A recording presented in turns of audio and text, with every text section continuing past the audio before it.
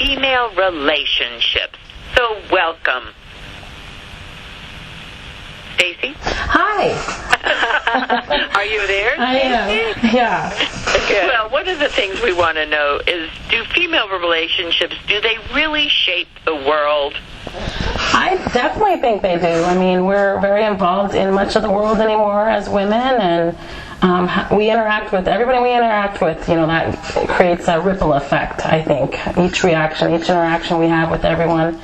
So learning how to do that in the healthiest, most positive way, I think, is really important.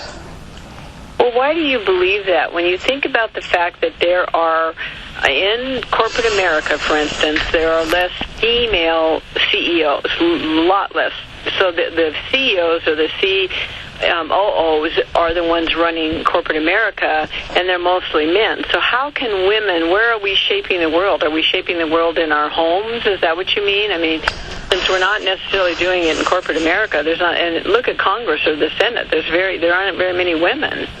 Well, and I don't think that you have to be the one in charge to be making the change. I think that, underneath, a lot of the work goes on, you know, at those other levels. And women are great at communicating. I mean, and we're really good at forming those strong relationships. And I think that's what really drives anything, is having those strong relationships.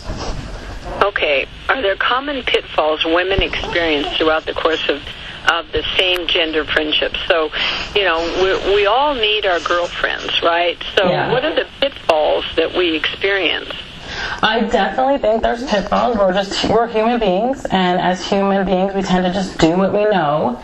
And when I did my research on my book, Female Fusion, I interviewed several women from a variety of generations, all the way from builder to current generations. And the one thing that every woman I interviewed mentioned was how much they disliked, you know, how we run each other down through gossiping or negatively competing with each other. You know, True. What's that quote? You know, great minds discuss ideas, small minds discuss other people. Good. That's a good one. Very You good. know, Why do women do this? Why are we? Because men don't do it. Well, actually, men are catty, but we don't hear about it. Not norms. There are some where women are just catty by nature. Yeah. Why do women do this?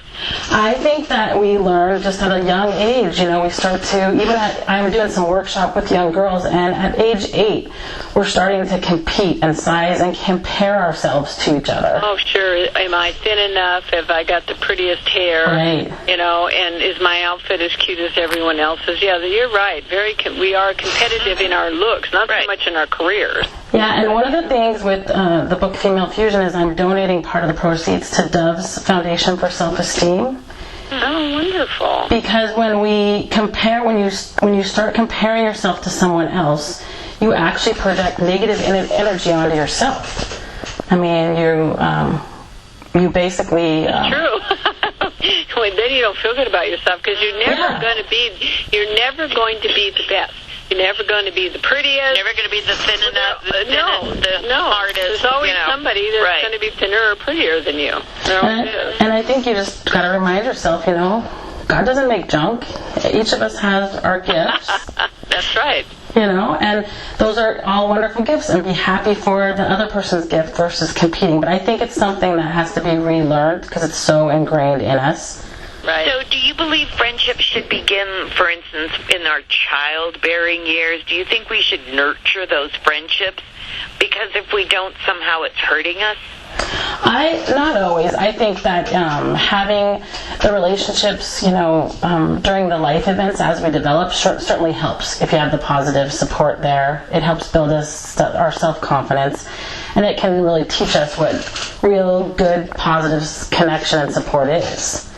But I think that later in life, you know, if you haven't established a lot of those, it's never too late. Two heads are always better than one. Like, you're always having that person there or establishing that, and you don't have to have it early in your life to, you can always make change. It's just whether you make yourself aware of what's going on and then decide you're going to change and grow.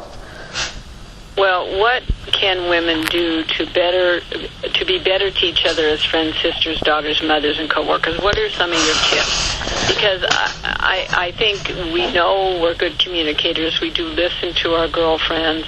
But what are some tips from you? I think that maybe we can just try and accept each female the way she is without judging her. Make an effort to kind of understand where that person's coming from. When we're younger, our belief systems are set. We kind of have things happen to us in our lives, and that creates an imprint on our beliefs, kind of our behaviors and our opinions. And understanding where somebody's come from can definitely help you to accept them better and maybe not judge them so quickly. So I think that's really a good tip, because we do tend to judge. Not meaning to even sometimes, but we do tend to judge when somebody's different than we are, or think different, or want different. It's like we go, what's wrong with them? Why don't they want what I want, kind of thing, even though that's not what we say, that's what we feel. So, well, part of the thing I did with the book was there's real women in our interview, just common everyday women. Then I have some well-known women, and then I have women from the Bible. And what I found is, just hopefully what it'll do is help people just to understand those perspectives, that even the people that we see all the time famous otherwise, they have the same kind of problems we do. They go through the same kind of stuff we do. Sure. Yeah, we like to say they put their pants on one leg at a time. So just like we do. Yeah. But how do you deal with somebody who's really disgruntled? Sure, you don't have to be in their company, but is there some tips? How do you deal with this? I think that as far as negative, there's just people in life that are really negative. A lot of times they're in a bad place themselves.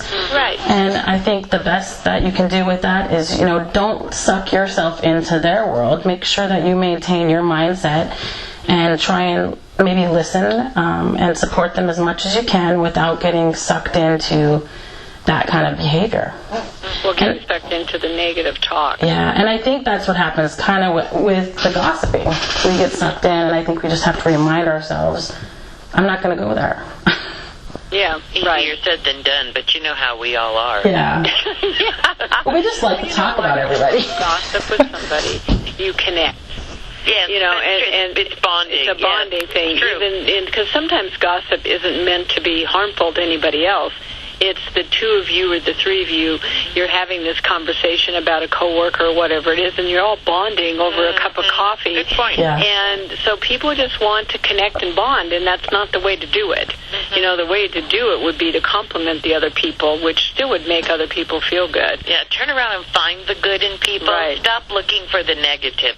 You're always going to find the negative. Absolutely. I don't care if, it's always going to resurrect its ugly head. But Well, because we kind of all have that. We all have But that. there's always good, too. Yeah. Right. Always, Sure. no matter who they are. There's something that you like about them, and if you start the conversation that way, it won't get into that negative world. But we want to thank you so much for joining us today. Just some more, it's like what we don't always know. We don't really understand why we do certain things, so thank you for sharing with us. Oh, yeah, thank you very much. And if anybody wants to check out my book, Female Fusion, it's available on Amazon.com or my website.